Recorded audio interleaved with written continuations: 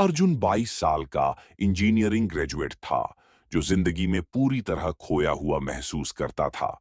हर सुबह वह social media पर स्क्रॉल करता था, अपनी उम्र के लोगों को स्टार्टअप शुरू करते, विदेश जाते या बाइक खरीदते देखता था, जबकि उसे अभी भी नहीं पता था कि उसे क्या करना है। उसने कुछ हफ्तों तक कई चीजें ट्राई की, coding, trading, fitness coaching, content creation, लेकिन जब भी रिजल्ट धीमे मिलते तो छोड़ देता था। अंदर ही अंदर उसे यकीन था कि एक दिन अचानक एक बड़ा मकसद सामने आएगा और सब कुछ साफ हो जाएगा। Turning point. एक छोटी सी रिक्वेस्ट। एक शाम उसके पुराने स्कूल टीचर ने फोन करके पूछा, अर्जुन, हमारा स्कूल एक छोटा सा करियर डे होस्ट कर रहा है। क्या तुम स्टूडेंट्स से कॉलेज लाइफ और कंफ्यूजन को कैसे हैंडल करें इस बारे में बात करने आ सकते हो? अर्जुन हंसा और बोला, मैडम, मैं अभी सबसे ज्यादा कंफ्यूज्ड इंसान हूं। मैं उन्हें क्या सिखाऊंगा? टीचर ने जवाब दिया, बिल्कुल, उन्हें कोई असली इंसान चाहिए, कोई परफेक्ट सक्सेस स्टोरी नहीं। बस अपनी जर्नी ईमानदारी से शेयर करो। थोड़ी देर सोचने के बाद अर्जुन मान गया, ज्यादातर अपने टीचर के लिए इज्जत की वजह से, इसीलिए नहीं कि वह तैयार महसूस कर रहा था। मकसद की ओर पहला कदम। इवेंट वाले दिन अर्जुन 40 टीनेजर्स के सामने खड़ा था, जो उसे चुपचाप देख रहे थे। उसका दिल तेजी से धड़क रहा था, हथेलियां पसीने से तर थीं, और एक पल के लिए वह भाग जाना चाहता था। फिर उसे याद आया कि 10वीं और 12वीं के बाद वह खुद कितना कंफ्यूज्ड महसूस कर रहा था, और उसने उस दर्द से बोलना शुरू कर दिया। उसने उन्हें टाइम बर्बाद करने, एग्जाम में फेल होने, दूसरों से जलन होने और अपनी काबिलियत पर शक करने के बारे में बताया। लेकिन उसने यह भी बताया कि कैसे रोजाना पढ़ाई, ईमानदारी से खुद के बारे में सोचना और मदद मांगने जैसी छोटी छोटी आदतों ने धीरे धीरे उसकी जिंदगी को बेहतर बनाया। स्टूडेंट्स ने ध्यान से सुना, कुछ ने तो आंसू भरी आंखों से सिर हिलाया भी। एहसास, मकसद सेवा जैसा लगता है। सेशन के बाद एक शर्मीला लड़का सबके जाने तक इंतजार करता रहा।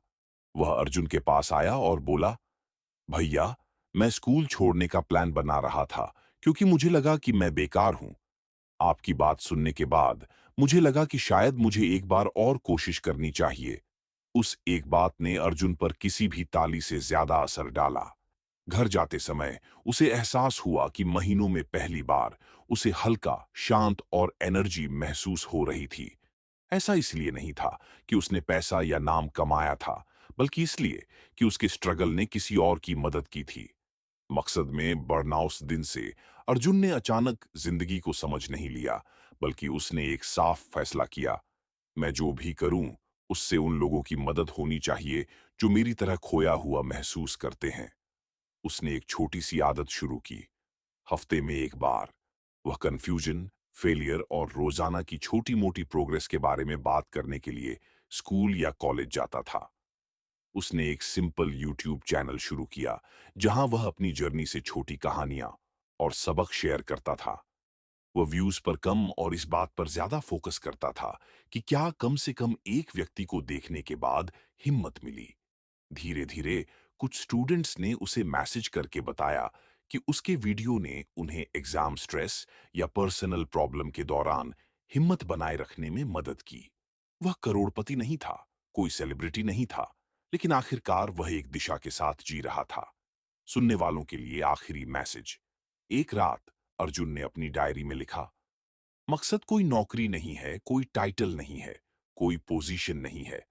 मकसद यह एहसास है कि आपका होना किसी के काम का है। कहानी अर्जुन के सीधे दर्शकों से बात करने के साथ खत्म होती है।